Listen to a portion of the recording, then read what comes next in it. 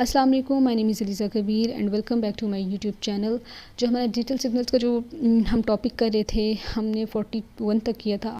आज हम स्टार्ट करेंगे नेक्स्ट टॉपिक नंबर 42 से लेके 53 तक। Digital signals as composite signal. जो एनालिसिस टेक्निक हम यूज़ करते हैं वो हमारे पास फोरियर एनालिसिस होती है। वो डिजिटल सिग्नल जो है वो एक्सप्रेस करती है कॉम्पोजिट सिग्नल को। जब हम एक्सप्रेस करते हैं डिजिटल सिग्नल को एज अ कॉम्पोजिट सिग्नल, तो क्या होता है कि ये कॉम्बिनेशन होते हैं हमारे पास मल्टीपल हॉरिजॉन्टल और वर्टिकल लाइंस की, जो कि एक पैटर्न फॉर्म कर सकें। इसमें इनफाइनाइट बैंडविड्थ जो है वो होती है। ट्रांसमिशन ऑफ डिजिटल सिग्नल क्या है? डिजिटल सिग्नल जो है वो कैन बी सीन, हमने ऊपर देखा है कि जो डिजिटल सिग्नल है वो कॉम्पोजिट सिग्नल की फॉर्म में भी होते हैं with frequencies from 0 to infinity. ऊपर हम पढ़ चुके हैं। अब हमारे पास जो है two approaches for transmission medium होती हैं। एक बेस बैंड ट्रांसमिशन मीडियम है और दूसरी है ब्रॉड बैंड ट्रांसमिशन मीडियम। अच्छा, बेस बैंड में क्या होता है कि we send the digital signal over a channel without changing it to analog signal. हम कोई भी इसमें चेंजिंग नहीं लाते और उसको एनालॉग सिग्नल में सेंड कर देते हैं। हम ब्रॉड बैंड ट्रांसमिशन में क्या करते हैं, हम डाटा को कन्वर्ट कर देते हैं बिफोर ट्रांसमिशन डिजिटल सिग्नल से एनालॉग सिग्नल में। ये इंपॉर्टेंट की पॉइंट है, इसको आपने याद रखना है कि जो बैंड पास चैनल है वो ज़ीरो से स्टार्ट नहीं होता, जबकि जो हमारे पास लो पास चैनल है उसको बैंड पास जो है ये बेस बैंड ट्रांसमिशन जो है ये हमारे पास स्टार्ट होता है ज़ीरो से to infinity. Next, transmission impairments क्या होते हैं? The signal at the sending end is not the same as the signal at receiving end. जो सिग्नल हम सेंड करते हैं सेंडिंग में, जब हम सेंड करते हैं तो वो क्या होता है कि वो रिसीवर तक पहुंचने तक सेम नहीं रहते। क्यों नहीं रहते? इसमें इसकी कॉजेज़ ये है कि एक एटेन्यूएशन, लॉस ऑफ एनर्जी हो जाती है, और जब वायर जो होती हैं आपस में टकराती हैं उसमें भी गर्म होने की वजह से उसकी कुछ ना कुछ जो है एनर्जी वो लॉस हो जाती है। Next, attenuation and amplification. Decibel क्या होता है? डेसिबल जो है ये यूनिट है सिग्नल स्ट्रेंथ का। ये रिप्रेजेंट इसको करते हैं हम डीबी से, और इसका हमारे पास ये क्या होता है कि relative strength of two signals और one signal at two different points. ये इसके पॉइंट्स है P2 है और एक P1 हमने इसका पॉइंट है, जबकि जो P2 है, एक P2 और एक P1 है। P2 जो है ये सिग्नल स्ट्रेंथ है एट द पॉइंट 2 और P1 जो है वो सिग्नल स्ट्रेंथ है एट पॉइंट 1। अगर डेसिबल नेगेटिव होगा फिर इसका ये मतलब है कि सिग्नल जो हमारा वो अटेन्यूएटेड है। इसकी एग्जांपल देख लें। A signal travels through an amplifier and its power is increased 10 times. This means that P2 equals to 10 P1. In this case the amplification gain of power can be calculated as, ये हमने given data जो हमारे पास था वो था P2 equals to 10 P1। हमें formula पता है कि अभी हमने ऊपर पढ़ा है 10 लॉ की जो बेस है वो 10 है, P2 डिवाइडेड बाई P1। इसमें जब वैल्यूज पुट करेंगे तो हमारे पास आ जाएगा 10 डेसिबल। नेक्स्ट टॉपिक 47 है हमारे पास। ये डिस्टॉर्शन क्या होता है? ये change in the form of signal होता है। Distortion is very common in the composite signal which have got multiple frequencies. Every signal component of this signal travels with its own propagation speed over the transmission medium. It has got its own delays as well. इसमें क्या होता है कि जब हमारे signals travel हो रहे होते हैं उसमें भी डिलेज आते रहते हैं। नेक्स्ट है हमारे पास noise. Any kind of noise corrupt signal. Noise जो है वो मल्टीपल फॉर्म्स में होती है। एक थर्मल नॉइज़ है जो क्या है, रैंडम मोशन ऑफ इलेक्ट्रॉन्स होती हैं वायर के अंदर।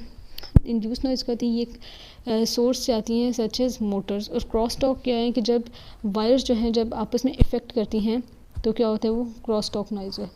Signal to noise ratio SNR, ये क्या होता है, ये एवरेज सिग्नल पावर है ओवर एवरेज नॉइज़ पावर। इसका एग्जांपल ले लेते हैं। The values of SNR and SNR decibel for a noiseless channel are calculated as.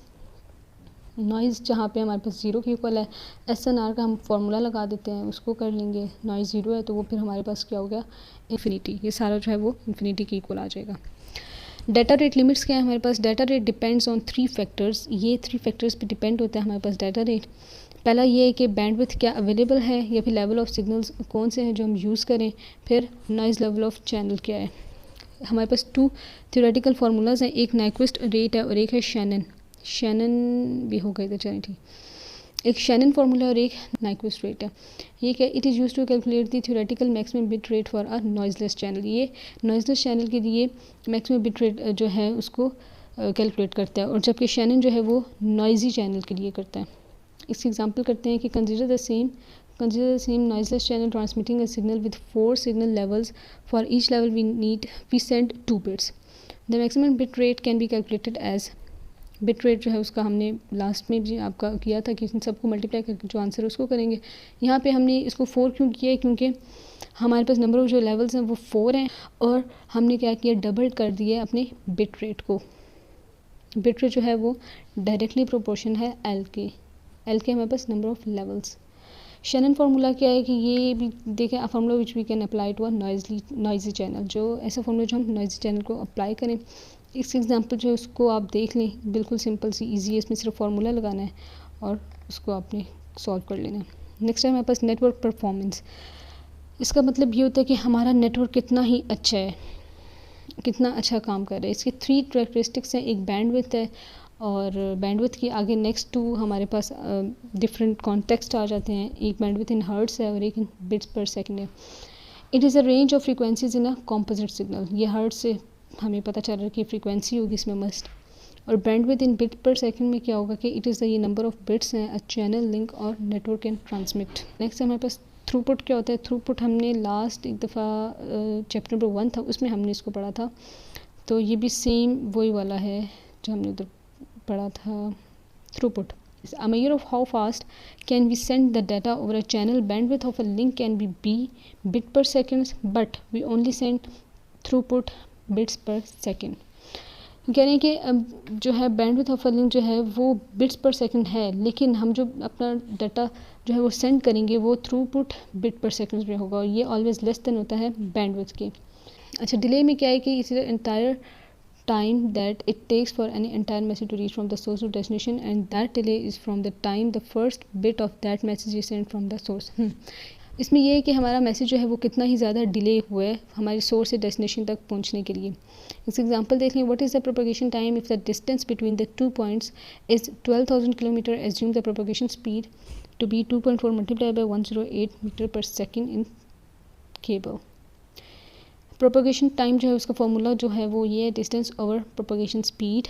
इसको पुट करके हम इसमें वैल्यूज़ पुट कर देंगे। नेक्स्ट है बैंडविड्थ डिले प्रोडक्ट क्या होता है। लास्ट हमारा ये टॉपिक है।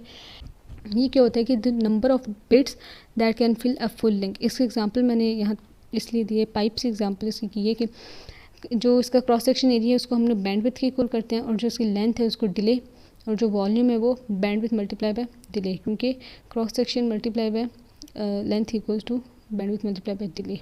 नेक्स्ट हमारे पास चिटर या डिले चिटर। ये क्या होता है कि ये in the form of packets होते हैं हमारे पास। जैसे कि अगर मैं कोई भी वीडियो या रिकॉर्डिंग कर रही हूँ, उसके मैंने पार्ट्स पैकेट्स की फॉर्म में उनको बनाया हुआ है, तो अगर मैं उसकी पार्ट 2 जो है उसको मैं पहले सेंड कर दूँ फिर बाद में पार्ट 1 सेंड करूँ, इसका मतलब ये है कि जो हमारा डाटा है वो यूज़लेस है, डाटा जो है वो ठीक तरह से नहीं पहुंचा। जी, ये था हमारा आज का टॉपिक। आज का चैप्टर नंबर 3 जो है उसको हमने क्लियर कर लिया। अब नेक्स्ट हम करेंगे chapter number 4 and hope so आप लोग अच्छा सा पढ़ेंगे। और हाँ, और ये बात कि अगर आपने साथ साथ ये जैसे डिले चिटर है इसको आप लोग साथ साथ वहाँ से भी पढ़ लिया करें, स्लाइड से भी देख लिया करें। ये सारे के सारे वही लेक्चर्स हैं स्लाइड्स वाले, इनको सिर्फ मैंने एक्सपेंड करके लिख दिया। जो वहाँ पे शॉर्ट में लिखा हुआ था मैंने उनकी डेफिनेशंस बना के यहाँ पे लिखे है, बाकी ये सब कुछ वही है, आप साथ साथ जो है कंपेयर करके देख लिया करें। Thanks for watching smart learning with Aliza Kabir. Allah हाफिज़ and have a nice day.